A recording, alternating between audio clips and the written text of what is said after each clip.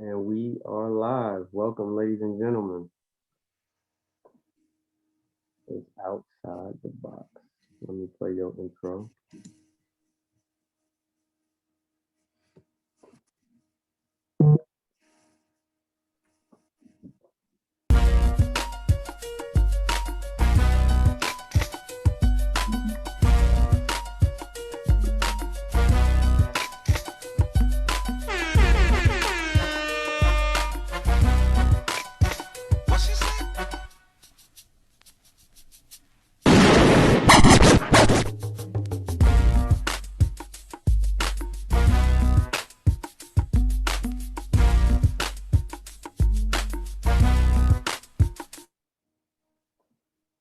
I love it. They know what it is.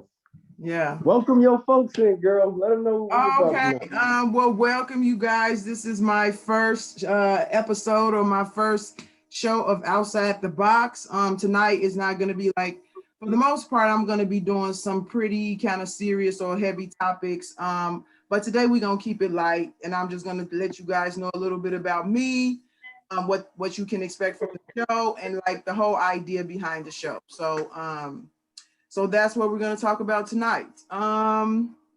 So I guess I can just go with a little bit about me is that I'm Black, as you can see. What?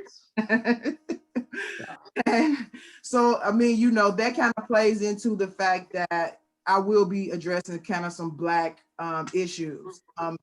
Also, I'm a mother, I'm a wife, I'm a writer, and most of all, I'm a life coach, certified life and relationship coach, and I'm also a Christian. So all of those things come together to form a lot of what is going to be talked about in this show. And so I will be. It actually pretty much says she's Superwoman. Who? I said you pretty much just said you Superwoman. I mean, I try, but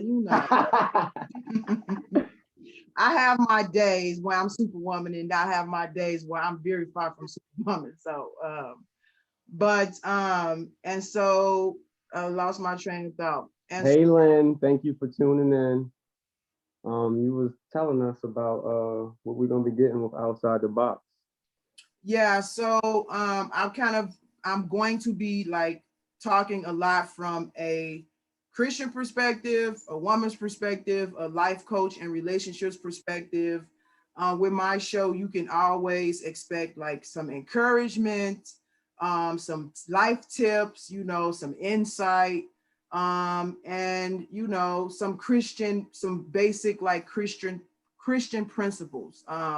In a lot of what I do. And so what I have coming up is I'm going to be doing like giving you kind of, again, like I said, I'm a life coach, relationship tips, things like that. I have a lot of interviews coming up with pastors, authors, other life coaches, just kind of showing like Christianity. Sometimes I don't like to say Christianity because I feel like it's more religious when you use the word Christianity, and I don't see my beliefs that way. I don't consider them religious at all. And so it's kind of like this show will be separating Christianity from this religious concept of Christianity versus, to me, it's more spiritual and what Christianity is all about. So we'll be talking a lot about, Christianity from that perspective. I have a pastor coming on in a couple of weeks who used to be a drug addict, and he, got delivered from that. He had issues with depression and never wanted to go to church. And now he found himself, ministering at church. And so his story is really, again, it's not that typical idea that you have when you think about Christianity. And so, I lost my train of thought. And so, yeah, that's some of the things you can expect. I have other authors coming on talking about, struggles that they went through in their life and how God kind of helped them with those things in a surprising way. And so that's the whole premise behind my show, is like outside the box, because to really get in tune with yourself, God, life, you really have to think outside the box. Like if you just go with the normal flow of everything, it's like living life on autopilot. And so to get out of that autopilot, you have to think outside the box. You have to be not afraid to go outside the box and explore different ideas. And my whole, everything I talk about is from a perspective that is not the norm. And so that's kind of the premise behind Outside the Box. So I hope ultimately to give people a different insight or a different perspective to view themselves in life and things like that, something that can actually help you to reach your goals and, become a stronger person, stuff like that. And so I also will be offering free coaching sessions. So if anybody is interested, or we have a topic and it's really something that's hitting home with you and you want to talk to me about it a little bit deeper, I will be offering also free coaching sessions. And so $3.99. what's $3.99? I said free 99. Oh, okay. Yeah. That's free coaching sessions. Did you just say free? All right, Yeah. I'm about to send all my homies through. We're gonna be signing up. We're about to book you up. I love that. That's for the people. That's the truth. Yeah, I mean, because at the end of the day, it's about helping other people. We go through, Amen. and the point of going through stuff is to reach back and help other people. I've been through hell, like forwards, backwards, and everything else. And so I feel like, hey, why it's my responsibility to now reach out and help, other people. So yes, free coaching sessions. Yeah. Y'all hear that? That is just raining blessings. Melodies from we really about to help some people. Hopefully we can affect and change some lives. I love this. Yeah, definitely, definitely. And so, but if you want to know more about the free coaching sessions, you will have to go on my Facebook page for Outside the Box, and then you'll be able to schedule a session there if you want. So but I can tell you guys a little bit more about that later, and you can always message me if you want more information.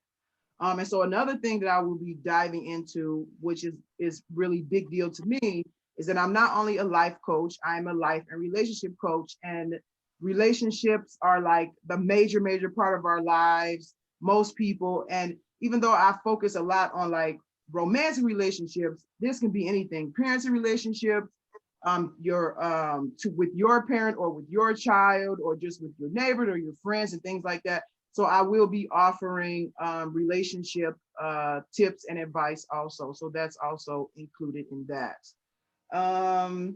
Thank you everybody for tuning in. Sunshine and CJ in the building.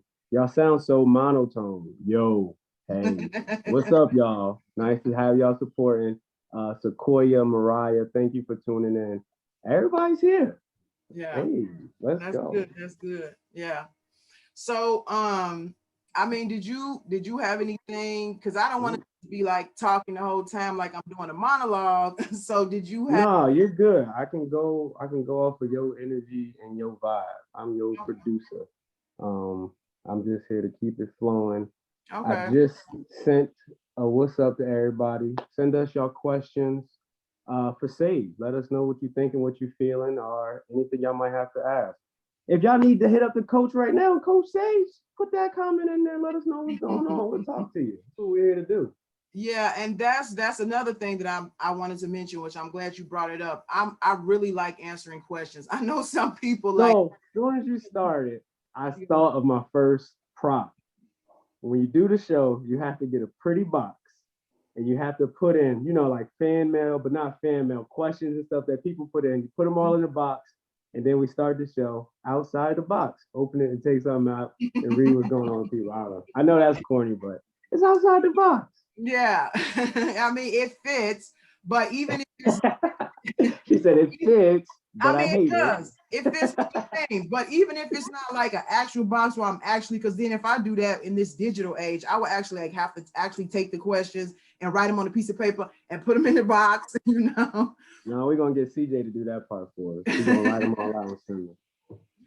But I do want people to ask questions. Like I'm really big on questions, because it's no point in talking if nobody's understanding what you're saying. So if you need clarification, or you need to understand more from where you're at and not necessarily from my perspective, I really like to ask questions to make stuff as clear as possible. So always send questions, even if you have like show ideas or questions that you have about Christianity or relationships.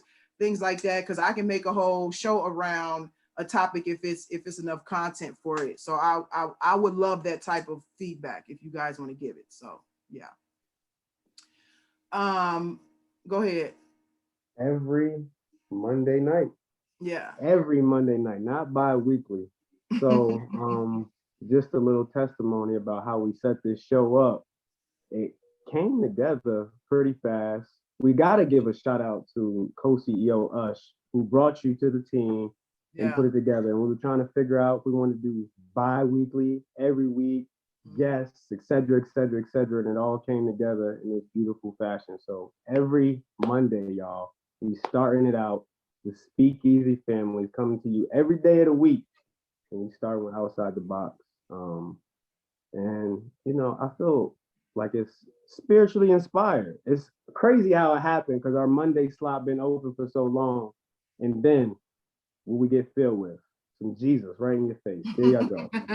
Take these blessings. Yeah, well, I mean, I definitely feel like it fit too, because I contacted Ush for like a totally different reason. Like I was trying to get him to do something, to jump on with something that I was trying to do.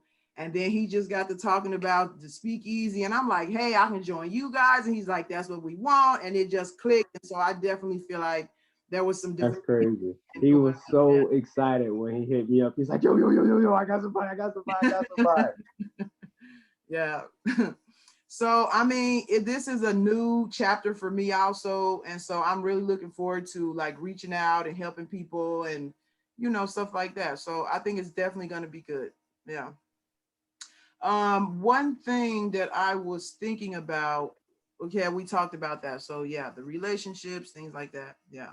So I want to go back a little bit to like the whole idea of outside the box, because I don't feel like I came into Christianity by any typical means whatsoever.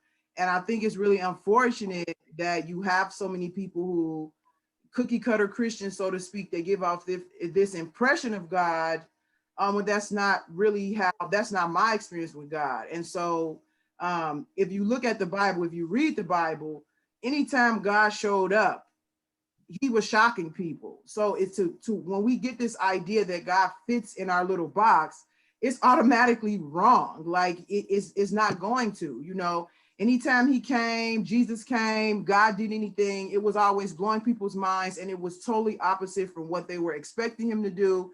And we can never get comfortable with thinking that God fits in our box. We always have to actually, in some ways, be a little bit uncomfortable, because that is where he is. He is never in us being comfortable with our perception of him. He's always going to challenge that. He's always going to stretch you. He's always going to stretch your thinking. And so that's one of the things that I also kind of want to encourage with the show, because it's very easy for us to get comfortable in our perceptions about God. He's blown my mind many times and still does it to this day. But if you're not open to that, if you're not open to, you know, coming outside of that box, then you just won't see him, because he's not going to be rattling your box and kick it open. You can let him in. You have to be open to it. And then that is when he's, you know, ready to do whatever it is that, you know, you need done. So, Brian, you're laughing. Can you share? Yeah, I'm reading our comments and stuff. They in here messing with us. Okay. Sunshine is excited to hear some testimonies. What is a cookie cutter Christian? Good question. Because we coming at folks already. We're gonna be Yeah, flipping tables. I mean, like,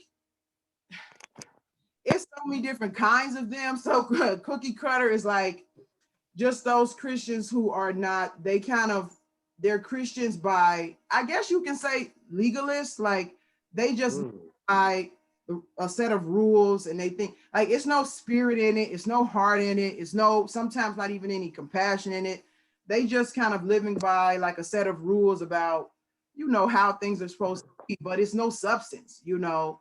Or people who pretend like they have this level of holiness and everything, and like they in cahoots with God, or like they buddy with God, so they don't know what's wrong with you because you're not buddy with God.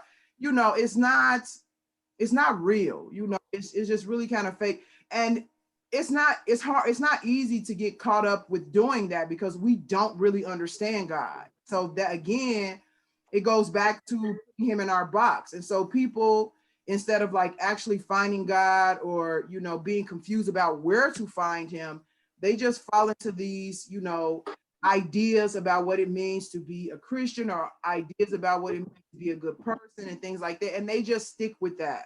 They don't really go very far outside of that. And they make it seem like anybody who doesn't understand Christianity from their perspective or is not doing what they're doing is doing it wrong. You know, like there's something wrong with you. And they kind of look down on people who don't, you know, do things the way they do it. So that's kind of like the best example. I like the word you use, legalist. Yeah. That sounds exactly. I'm thinking. I thought you were talking about Republicans and Democrats for a second. Look, I mean, I will try not to go there, but I might have to a little bit. We going there. We here to pluck some feathers. You know, I have been really paying attention to how people operate and act when we're talking about cookie cutter Christians. And you know, holier than thou, just feel like every way they see it is the way they see it, and don't want to understand that your stuff stink too. Yeah, exactly. Exactly. And that was the main issue with like what we're talking about when in the Bible when he went in there and started flipping tables. He went into a religious place where everybody had it together and they thought they was doing the dang thing. Like they had the money moving, they got the doves over here, we selling this, we selling that. And it's like, there's no, what you said, there's no substance here. There's nothing, like, what are y'all doing? Right. Y'all aren't here for the people. I don't really feel y'all soul. What are y'all trying to do? What are y'all trying to help this world? Are y'all really even here for anybody? And yeah, and then a lot of things a lot of the stuff with them is that they were like very, very arrogant. Like they thought they were like better than everybody and expecting everybody. They really like their status. They like being the people that's respected in the community. They like the wealth. They like the attention. That's not God. Like that's just not God. And that's why, like, I like how you brought that up. That's why Jesus did turn over those tables. Like, this is not me. And I want you guys to know that you don't represent me. You're not representing me. And it's unfortunate that was like so many thousands of years ago, but people are still doing it today. People are still holding on to their status and they want the attention. They want this and that. And they really, really don't have a heart for God or other people. And so that's a big part of it. Huge part. Yeah. I could go in and in and in, but I'm not going to drain the listeners' ears talking about stories like that. Yeah, but you mentioned about politics. I do have a show coming up about racism in the church, which I think is really, really important to talk about because it has become more of a problem. Like even for me, like I went to a white church for some years now. And you know, as a Black person, you kind of get used to these little things that you see white people do and say, and you just kind of deal with it. But when George Floyd died, it became much more apparent to me that these things that I was seeing were actually racist things. Like these people are actually racist and, you know, endorse white supremacy. And I can't tell you how many people that I've talked to that have really been scarred by their church since this George Floyd thing started, because they realized their pastors and people in the congregation were actually racist. It like blew the lid off of the whole thing. And so I think that's important to talk about. And I'm going to do a show about that. So first of all, thank you, Judy. She is preaching in the chat. God designed us to leave the cookie cutter to the bakery. Yeah. So are we gonna do an episode talking about how Christendom came to be? Look, whatever you want to talk about, most likely I can talk about it. So we can go in and in on that because you know that George Floyd thing dying, like we was talking about, it's that mentality where this is right, this is this way, and especially when it comes to our community as Black people, we have a lot of traps and things that get set up that make our life in a way that we have to live it the way it is, and the church will be like, that's completely against God. That's Mm. completely this, sinners, heathens, zada, zada, zada. And then you wait, no, we kind of live in a complete racist society Oh that yeah. gets people in these predicaments like George Floyd. Mm. Mm. Yeah, it's definitely something to talk about. And actually, on that show, I'm going to have some pastors on that show. So it won't just be me, giving my opinion, but actually people who lead churches and things like that, to get them involved in the conversation, because I think it's important that people need to hear it, especially Black people who have been kind of hurt during this whole process, to find out that their pastor or so many people that they went to church with were actually kind of racist people. Because one of the biggest misconceptions about racism is like, you can still be friends with a Black person, you can still marry them, you can still have kids with them, but still have bias and stuff towards Black people. And so, yeah, you may run a church and you have 30% Blacks in your church. That doesn't mean the pastor is not racist. And so it was a shock to me when I found it out. I've talked to other people who were shocked by it. And so I do think it's a discussion that needs to be had. And so, You know what? It's a mindset of superiority. And unfortunately, in this society that we live in, a lot of white people, you're naturally going to have that thought process embedded into you. When exactly. you naturally feel like, so it's been a 400-year history to get us to this point. It's not like we just woke up 1999. Like, no, like these things were implemented and planned. These mindsets were set up at the plantation for it to be this way. My screen just keeps falling. I mean, not even what you're saying, like that is totally key. But another thing is, the church was there, the church was a part of that. So it wasn't like the whole structure was built on the church, their idea of God and their idea of themselves.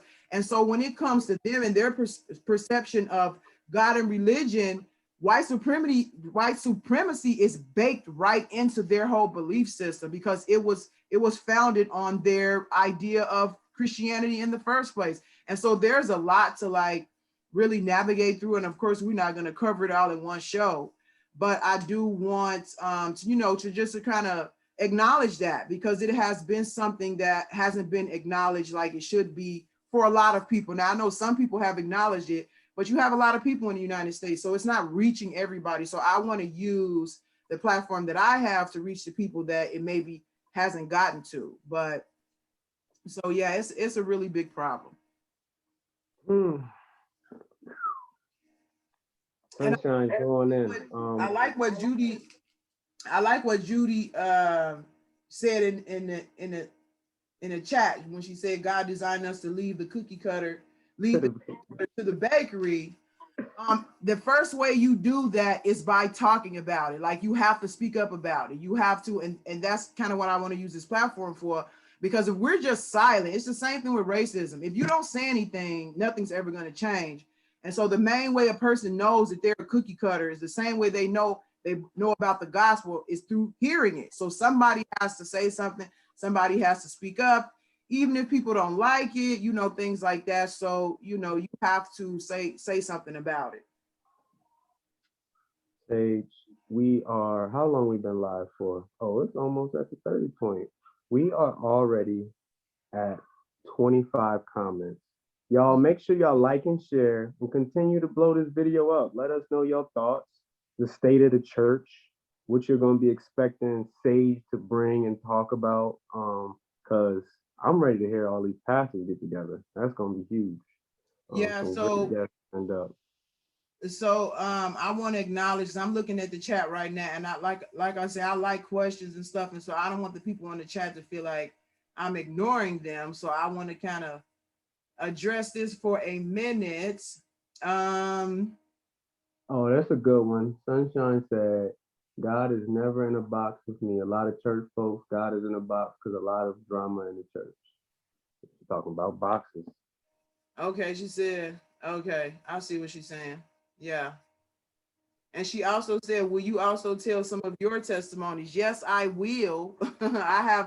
I mean, I can't have people come on the show talking about stuff they've been through and then I don't share anything about myself. You know, as a life coach, you kind of have to be open to other people. If you want people to be open to you and trust you with their issues, you have to be open with them. So of course I will definitely tell some of my testimonies.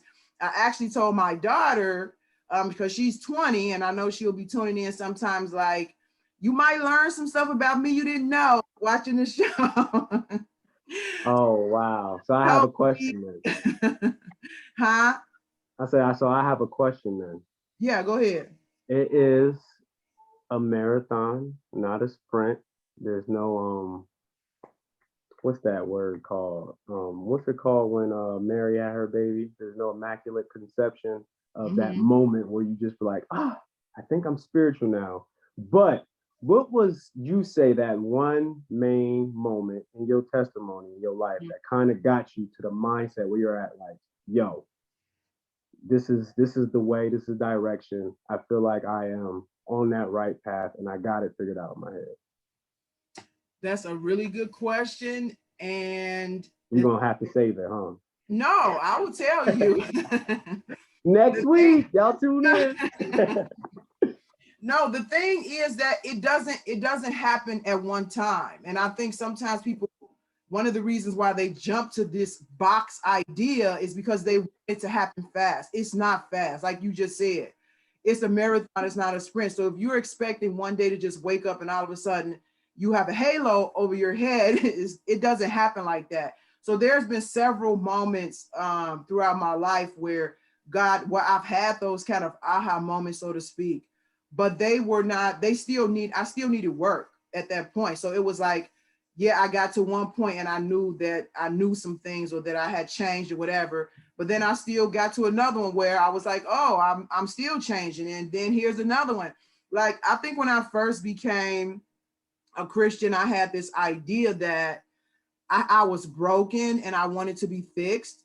And so I was like coming to God, like, fix me. And so he would fix me in one way, and then I would find out I was broken in another way. And then he would fix me in that way. Then I found out I was broken another way. And so every time I thought he fixed me, I was like, yes, I'm fixed.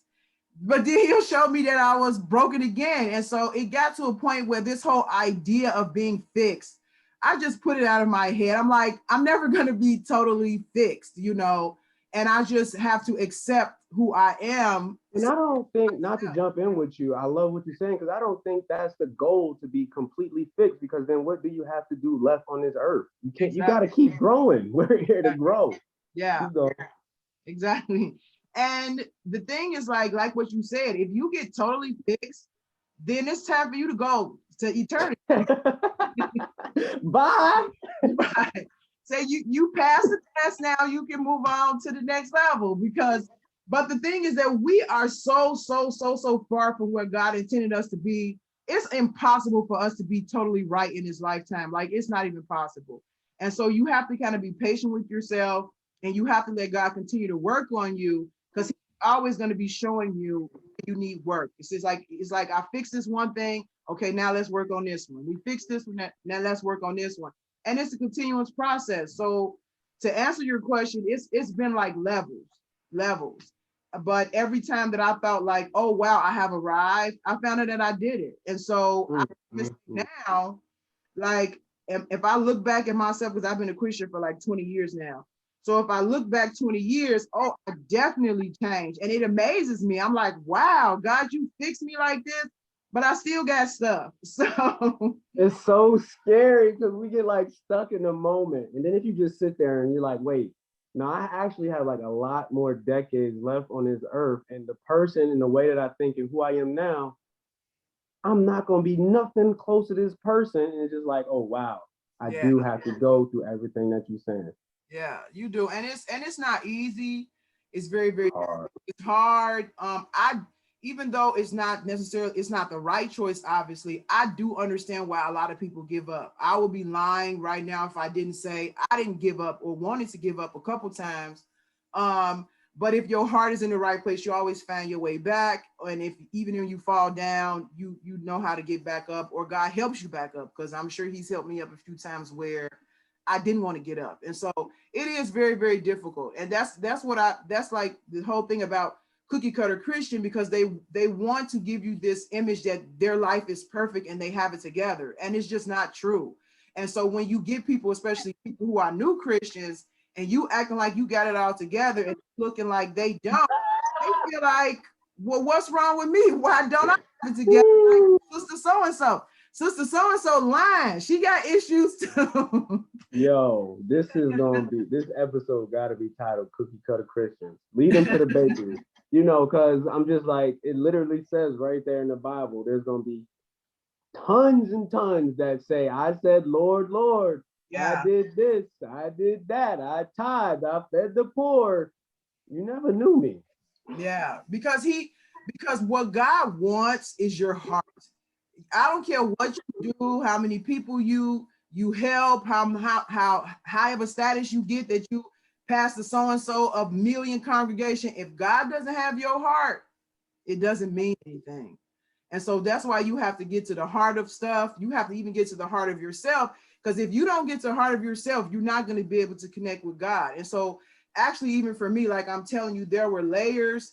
Every layer that came off where he like revealed something to me about myself, I became closer to God after that, more and more. Because I will even tell you, like, Ron, you black now, okay, there you go.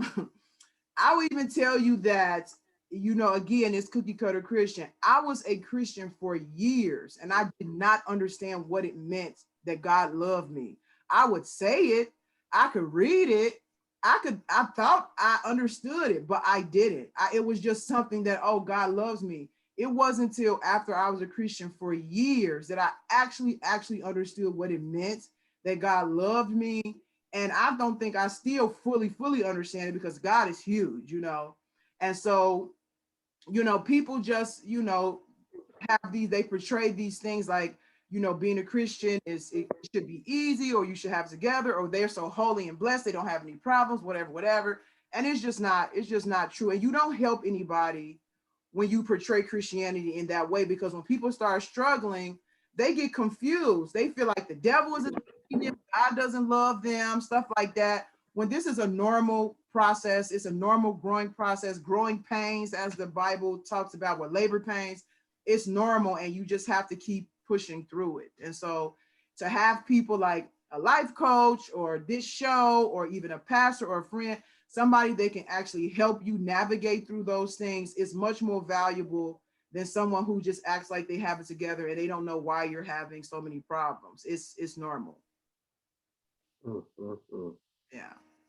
Okay, so back to the back to the chat. I want to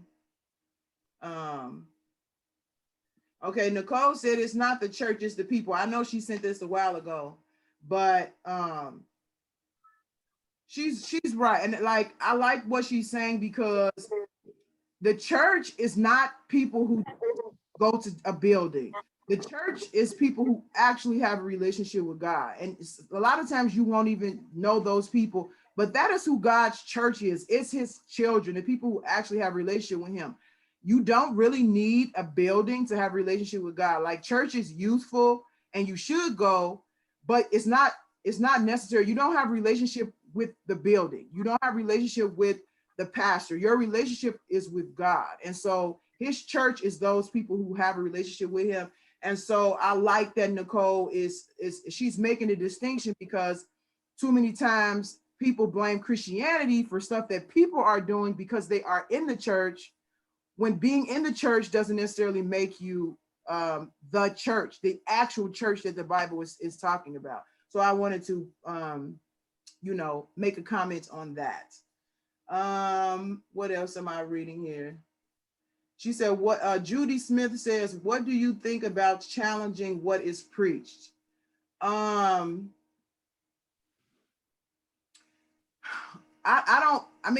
think I'm going to naturally do that anyway. I'm not the type of person where I'm going to go out of my way to embarrass people. I feel like that's not a Christian's job.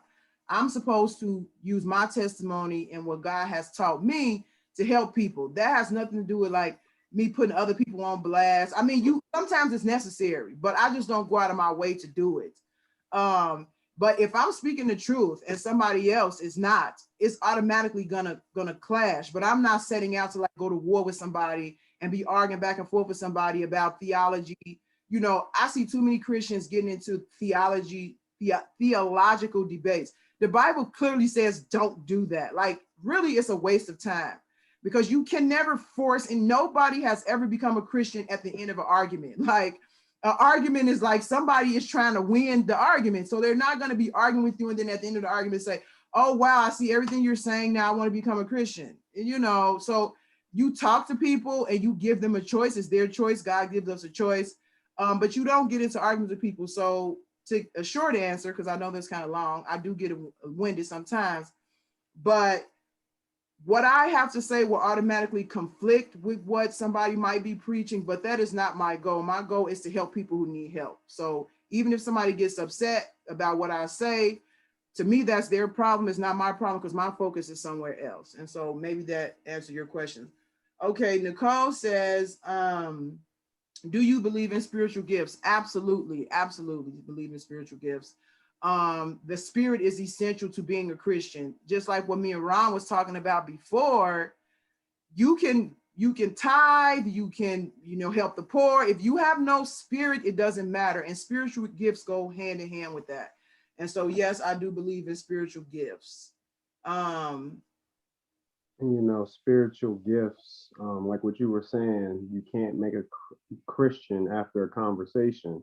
After an argument. Spiritual gifts is what make a Christian white, the way you live your life and those fruits that you give off. And that's also how you identify. Look at the fruits. The fruits is everything. Like what we was talking about, we're here to grow. When you grow, what happens? You bring life. What life are you bringing into your universe? Yeah, exactly. Yeah, I mean, I think even the spiritual gifts, it likes, because again, back to outside the box, spiritual gifts take you outside the box because we live in a physical world, so we see things, we touch them, we smell them, but spirituality takes you outside of those five senses. Like, you can't just navigate the spiritual world with your smell, your touch, your sight. And so it's really important to have those spiritual gifts because they really take you outside the realm of just living in a physical way, in a physical world, and only from your physical senses. So not only are they important for us as Christians, but they're important to connect us back to God, because it's easy to forget about God throughout life. You know, you got to work, you got to pay bills, you have kids, you have goals, you have dreams, you have pains. Like, God can easily fade into the background, but spiritual gifts and spiritual encounters remind you there's something else going on in this life that's much deeper than all of those other things. So yeah, We're getting deep. Talking about spirituality. Yeah, it's a lot. Like, it's so many things, and that's why I'm like, we were talking yesterday, and I was saying it branches off into so many different things, like the way you raise your kids, and you know, that's why the spirit is so important, because it does affect so many things of your life. And so Judy Smith says, it's how you deal with your brokenness for me. About time. Sorry to interrupt you and Judy. About time Ursh got into the chat. You late. Continue. No problem. I thought I saw him. No, I didn't. Okay, so Judy, I mean, I would like some like clarification on what you're saying. You're saying it's how you deal with your brokenness. I know I'm probably reading your comment late, so you probably talking about something that we were in the middle of saying. But what do you mean, like, it's how you deal with your brokenness? What do you mean by that? I'm trying to read it now too. Judy said, you never graduate, you just get elevated to the next level that never reaches the top. Right. I totally agree, Judy. And that's the thing, because when you realize that you've never arrived, it keeps you humble, and it stops you becoming arrogant and looking down on other people, because you know you're not totally there either. And so it's really important for people to understand that, you know, we don't arrive, we're just on different levels, because the people who think they have arrived usually turn out to be jerks. So you know, keep it in perspective. Okay, Ernest said Sage is preaching. I try not to. Sometimes people get mad at me because they say I preach too much, but you know, I try to keep it down. This is your universe here on Monday, so Yeah, they gonna sit back and listen to whatever the yes. sage has. Right, because I guess if they don't want to hear it, they can turn it off as opposed to me. Bye. Y'all ain't leaving this speaking. We family around here. Okay, Judy said no, not blast, but follow up about what you heard that you heard is the truth. Yeah, I mean, you know, as Christians, like we have to be bold. You know, I meet a lot of Christians who are not, and believe you me, I have had my day, and even sometimes now I still not as bold sometimes as I would like to be. But we definitely have to be bold and kind of call those things when we see them. But we have to do it from a place of love. Like you can't do it because you want to prove a point or because you got a chip on your shoulder about something else. You really have to be doing it from a place that you sincerely want not only the people to know the truth, but even the person that's doing the wrong thing to know the truth, because the goal is to get people saved. And so if you going after somebody and like they become the enemy kind of a thing, then that you're not doing it out of love. So you just have to make sure like you're doing things in a way that not only can you reach people who might be observing what's going on, but also the person that's actually doing the wrong thing, that you can possibly reach that person too. It's not easy to do that and keep yourself in check. And the Bible even talks about that. Like when you go correct somebody, make sure you keep yourself in check so you don't give in to, you know, the temptation to get mad or, you know, say something wrong or, you know, because we're still people. But it's not an easy task to, you know, take on. But I'm really big on speaking the truth. So sometimes I can't help it and people get mad at me because I say stuff they don't like, and I really try to like not, you know, rub people the wrong way just because I know that's going to reduce my effectiveness to them if that happens. But sometimes it's unavoidable. So I try to avoid it. But if I can't, then it just is what it is. Man, we was talking about it earlier. That's Go your ahead. spiritual gift. You can't stop it. Yeah, you can. But the Bible says, try your best as much as you can to live in peace with everybody. So you do your absolute best to do it right. And if it still is like they still got a problem with you, then hey, you did what you were supposed to do. And it's not your responsibility at that point. So Mm, mm, mm. I think I got my we at the hour mark. I didn't think we was gonna go past 30 minutes. yeah, I was thinking that That's good. yeah. That's great. I got my outside of the box question of the night for everybody. Okay. Well, so this was just an intro show, you know, to give you guys a feel for me, what kind of stuff we're going to be talking about. If you have any topics that you want me to discuss or to dive into, even if I bring other people in, like say you want a topic about, again, like racism within the church, which I already have a show about that, but I'm going to bring in pastors and stuff like that for us. We can have a really deep conversation about it. So if you have, you know, topics that you want some in-depth perspective on, if I need to bring in other people, I will do that. But this is the type of stuff you can expect from my show. So yeah, I think that's it. I'm trying to think if there's anything else. Um, nope, I think I covered everything. Thank y'all for tuning in. We're gonna need links to that other show for the people. It's been an incredible episode tonight. Yeah, I hope it wasn't. I mean, it's kind of like, I don't want to say unscripted because the other one's not going to be scripted, but this was kind of like a flyby, whatever happens type of show. The other ones will have more of a topic. And so the next week, what I want to talk about is in the midst, it kind of fits with everything we were talking about.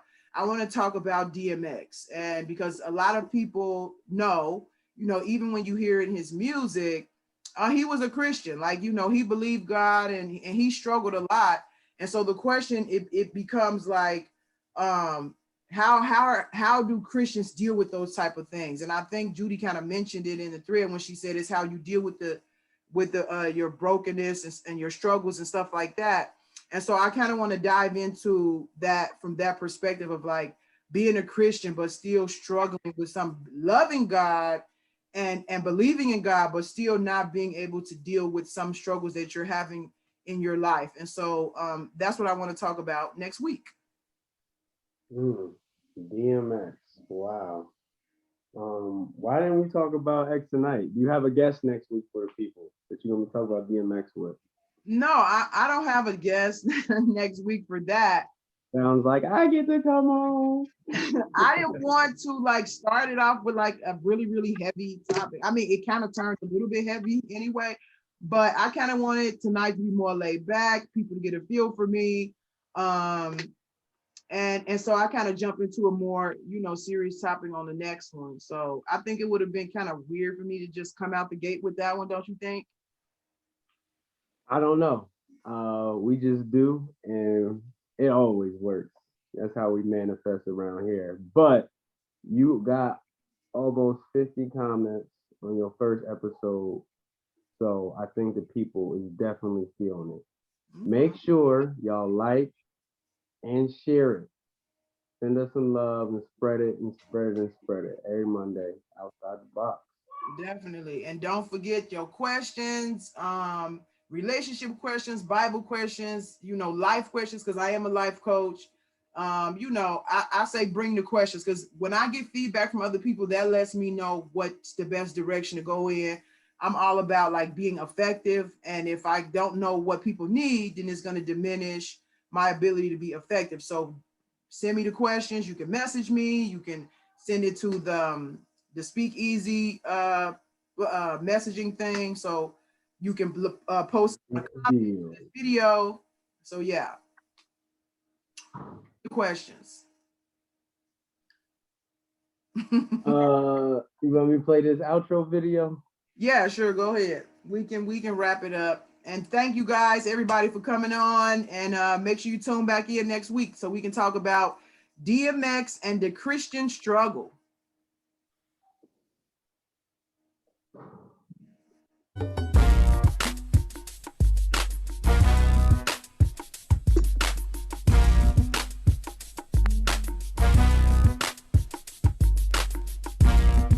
So dangerous.